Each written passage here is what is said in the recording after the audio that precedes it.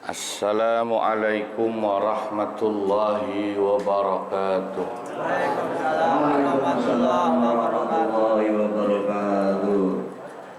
Bismillahirrahmanirrahim. Alhamdulillahi rabbil alamin, ilahil ma'bud. Wassalatu wassalamu ala sirri hayatil wujud wassababil a'zami likulli mawjud Sayyidina wa maulana Muhammadinil mahmud wa ala alihi wa sahbihi adada kulli syaqiyy wa mas'ud. Amma ba'du. Al-mukarramun wal mukarramat, para guru yang saya muliakan, wabil khusus al-mukarram Bapak Kiai Haji Dr. Andes Muhammad Ja'far, Bapak Kiai Haji Ahmad Habibi, Bapak Haji Basrain Safari, Bapak Haji Muhammad Tahir, Bapak Ustadz Edi, Bapak-bapak, ibu-ibu, jamaah Majelis Ta'lim Ukhuwah Islamiyah yang mudah-mudahan semua dicatat sebagai ahli surganya Allah. Amin. Alhamdulillah, pagi ini kita kembali bisa lanjut ngaji kitab Fathul Mu'in sampai halaman 7 yang atas.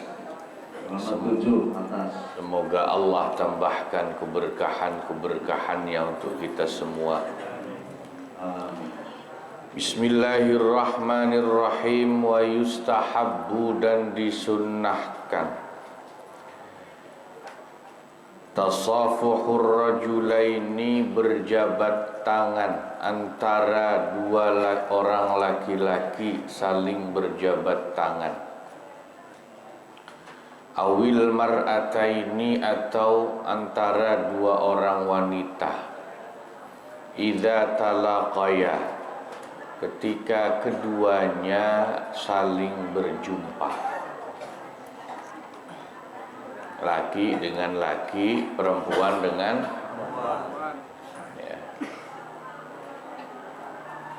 Besarnya pahala bersalaman itu sampai-sampai para sahabat dulu kalau ketemu salaman lalu jalan bareng sama sahabat yang lain, kalau ada gundukan batu besar maka keduanya akan berjalan melewati kedua sisinya, yang satu ke kanan, yang satu ke kiri. Atau kalau ketemu tiang, tadi udah salaman, jalan bareng ketemu tiang, yang satu lewat kanannya, yang satu lewat kirinya, salaman lagi, biar dapat pahala. Karena begitu dipisah oleh tiang atau batu besar, itu dianggap seperti baru ketemu lagi, ya. Itu begitu sahabat. Sunnah. Jadi kalau ada yang tanya dalilnya, habis sholat salaman, ya sunnah juga. Tadi belum salaman, masa orang Islam sama orang Islam salaman kagak boleh? Iya. Wa yahrumu, dan haram hukumnya musafahatul amradil jamili, berjabat tangan atau salaman dengan amrod. Amrod itu anak laki-laki muda yang belum tumbuh janggutnya. Amrod itu bahasa Arabnya. Anak laki-laki yang masih kecil, remaja, yang ganteng, kagak ada kumis, kagak ada janggut. Itu malah kita laki-laki dewasa haram tuh dihukumi nyalamin dia. Kenapa? Karena anak laki-laki kecil yang ganteng, yang belum tumbuh tanda-tanda kelaki-lakiannya seperti kumis dan janggut, itu juga bisa menimbulkan fitnah dan syahwat. Kan sering kita dengar adanya kasus pedofilia Pedofilia itu laki-laki doyan sama laki-laki, jeruk makan jeruk. Itu awalnya ya itu, ya. Karena dharihi bisyahwatin, sebagaimana hak haram hukumnya memandang laki-laki tampan yang belum tumbuh kumis dan janggut itu dengan pandangan syahwat. Makanya kan sekarang ada LGBT macam itu. Wa yukrahu, dan dimakruhkan hukumnya musafahatu man bihi ahadun, berjabat tangan dengan orang yang berpenyakit menular, kal abrasi wal ajdami, seperti penyakit sopa dan lepra, hanya makruh. Wa yajuzu, dan boleh hukumnya nazar wajhil mar'ati, bagi laki-laki memandang wajah perempuan, indal muamalati, ketika sedang muamalah, bibai'in, contohnya jual beli, wa ghairihi, dan yang lainnya, lil hajati, karena ada kebutuhan, ila ma'rifatiha, untuk mengetahui si wanita itu sebagai penjual atau pembeli, ya. Jadi di antara yang membolehkan laki-laki melihat wajah perempuan itu adalah ketika muamalah, kegiatan ekonomi.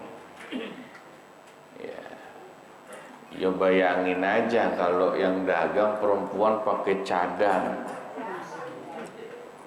kan yang beli juga bingung, kalau ada masalah kan nggak tahu. Ini tadi yang jual siapa nih, timbangannya kurang, kembaliannya kurang kalau pakai cadar semua misalnya. Maka fikih memperbolehkan wanita yang bekerja dalam bidang ekonomi seperti pegawai bank, customer service, kasir, dan lain sebagainya, untuk terbuka wajahnya agar orang yang berhubungan ekonomi dengannya tahu wajahnya, sehingga tahu siapa orangnya. Itu tujuannya, bukan buat yang lain. Kalau tujuannya yang lain, tentu hukumnya menjadi beda.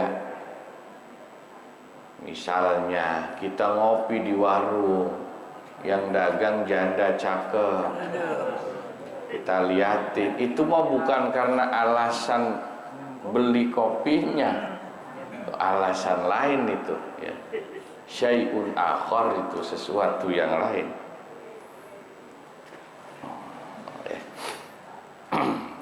Wa ta'limu ma yajibu ta'allumuhu kal Fatihah.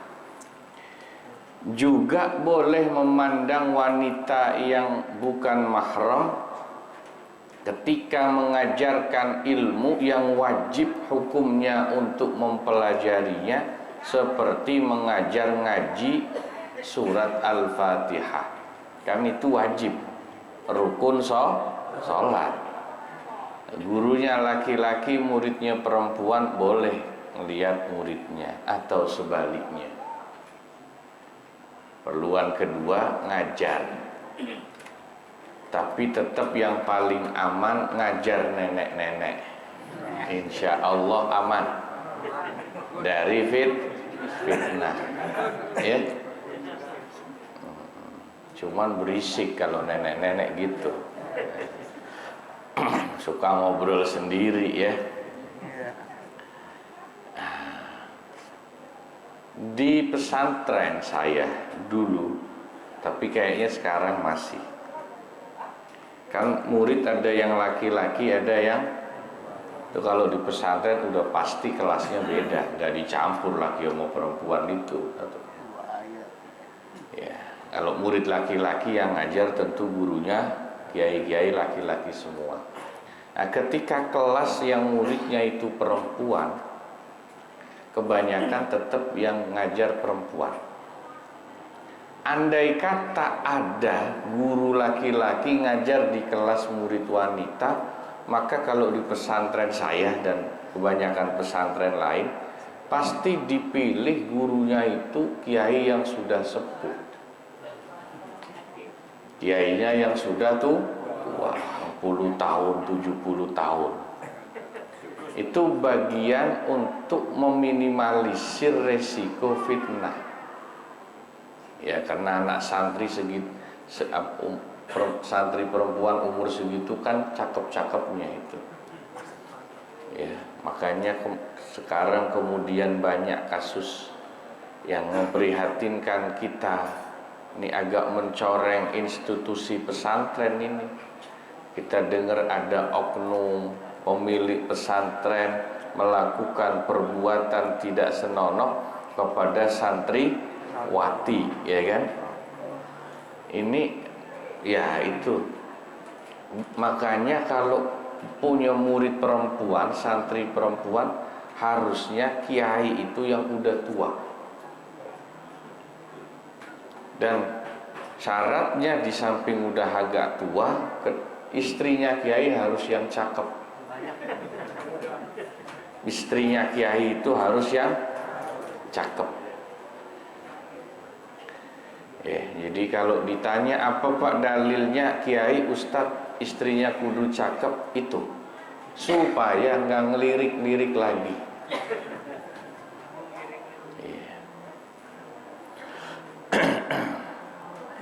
Duna ma yusannu 'alal aujah, tapi tidak untuk pelajaran yang hanya sunnah hukumnya menurut qaul yang punya beberapa wajah.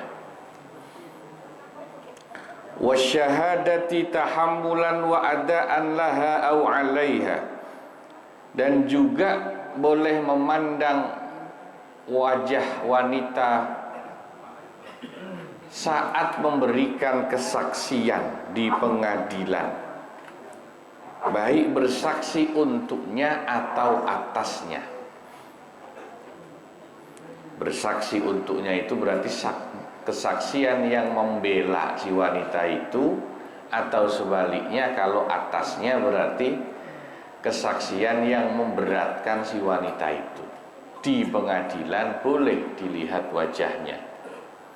Ya, kalau di pengadilan wajahnya ditutup cadar kan orang juga nggak tahu ini pelakunya siapa, ya kan? Memang kudu dibuka wajahnya. Wa ta'ammudun nazari lisyahadati la yadurru, adapun sengaja memandang wanita lawan jenis wajahnya untuk bersaksi di pengadilan itu la yadurru, tidak menjadi madarat, tidak masalah. Wa in tayassara wujudu nisa'in aw maharima yashhadun, sekalipun mungkin mudah untuk bisa mendapatkan hadirnya wanita-wanita lain bersaksi atau orang-orang yang menjadi mahramnya untuk bersaksi, alal aujahi, menurut qaul yang memiliki beberapa wajah. Nah, yang ketiga, fikih memberikan keringanan hukum boleh melihat wajah wanita itu dalam kasus kesaksian di pengadilan. Tadi yang pertama untuk muamalah, jual beli ekonomi. Kedua, kepentingan belajar mengajar. Ketiga, untuk kesaksian di pengadilan. Tapi di kitab Fathul Mu'in ini nggak disebutin yang berikutnya, harusnya ada satu lagi dalam fikih itu, yaitu untuk kepentingan medis. Jadi sini nggak disebutin ya. Dokter dan pasien itu kan untuk alasan medis. Bahkan kalau dokter dengan pasien tidak hanya boleh ngelihat wajahnya, bahkan ngelihat auratnya pun diperbolehkan. Contoh dokter kandungannya laki-laki, pasiennya pasti perempuan dong. Ya periksa perutnya gimana kalau nggak dibuka? Ya. Tapi insya Allah sih, meskipun dokter kandungannya banyak laki-laki, insya Allah ya dokter tahu kode etik kedokteran itu. Nggak mungkin macem-macem sama pasiennya. Ya. Alasan yang keempat, alasan medis. Nah itu cuman nggak disebut di Fathul Mu'in, ditulis saja, ditambahin sendiri. Ala kulli hal. Ya.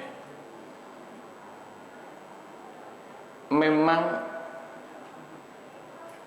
menjadi keringanan hukum melihat wajah wanita lain karena alasan-alasan fikih yang disebutkan tadi, tapi sekaligus juga meskipun diperbolehkan, potensi bermaksiat itu tetap ada. Dagang, yang dagang cakep, betah kita, ya misalnya ngajar muridnya masih muda, cakep, itu juga ada potensi dosanya tetap meskipun diperbolehkan. Nah ini kan memang agak ya dilema. Dagang ngajar, kalau muridnya mukanya ditutup cadar semua, bingung gurunya. Tapi kalau dibuka, kalau ya namanya setan di mana-mana, apalagi di pasar ya kan, tempatnya setan, godaan itu. Maka kemudian ini harus dibarengi dengan tindakan yang bisa meminimalisir potensi dosanya. Contohnya kayak gimana? Contoh gini, kalau yang dagang perempuan atau perempuan yang belanja ke pasar, kalau di Saudi kan memang perempuan semua cadaran, dan di Saudi zaman Nabi kebanyakan yang belanja tuh laki-laki, yang dagang laki-laki, yang belanja laki, aman. Nah di Indonesia kan nggak bisa yang perempuan dagang, yang perempuan belanja ke pasar, ketemu penjual dan pembeli. Ya, maka supaya meminimalisir potensi maksiatnya, harusnya ini dibarengi dengan cara, kalau jualan dandannya jangan terlalu cakep gitu. Atau kalau istri kita mau belanja ke pasar, nggak usah dandan. Jadi kan di pasar insya Allah tidak menimbulkan ya potensi menarik dosa orang. Ini kan kadang-kadang kebalik istri kita, Pak. Di rumah nggak pernah dandan, giliran ke pasar cakep dandannya. Nah, ini kebalik. Ya. Ya itu salah satu upayanya. Jadi kita mengenal ada istilah nahi mungkar. Apa? Nahi mungkar itu konsep mencegah dosa dan kemungkaran yang sesungguhnya bukan dengan cara membubarkan maksiat yang sudah ada. Yang paling benar nahi mungkar itu mencegah dulu. Nahi itu mencegah. Sebelum maksiatnya timbul, gimana kira-kira nggak terjadi.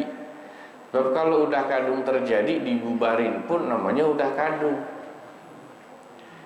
Maka ulama-ulama dulu menjelaskan kalau bisa konsep nahi mungkar itu diamalkan dengan cara pencegahan. Apa tuh kalau bahasa polisinya tuh? Preventif apa? Tindakan? Iya, kalau udah kejadian kan represif namanya.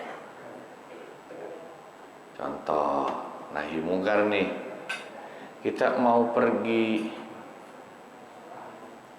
ya melewati satu jalan yang kita tahu di situ sedang ada acara musik dangdut saweran,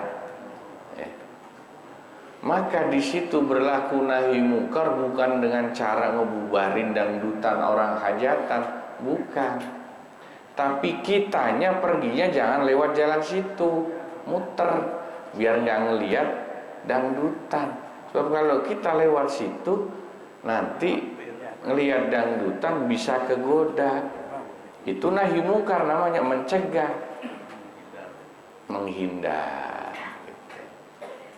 Nah itu ya, memang makanya konsep fikih harusnya dibarengi dengan konsep nahi mungkar tadi itu. Ya. Wa yusannu khutbatun bidammil kha minal waliyyi wallahu a'lam bissawab wa ilaihil marji'u wal ma'ab. Nah, ini selesai pembahasan tentang hukum melihat wajah dan aurat lawan jenis. Jadi insyaallah pembahasannya dilanjutkan pembahasan khutbah dalam acara akad nikah. Mudah-mudahan manfaat untuk kita semuanya. Kurang lebihnya mohon maaf.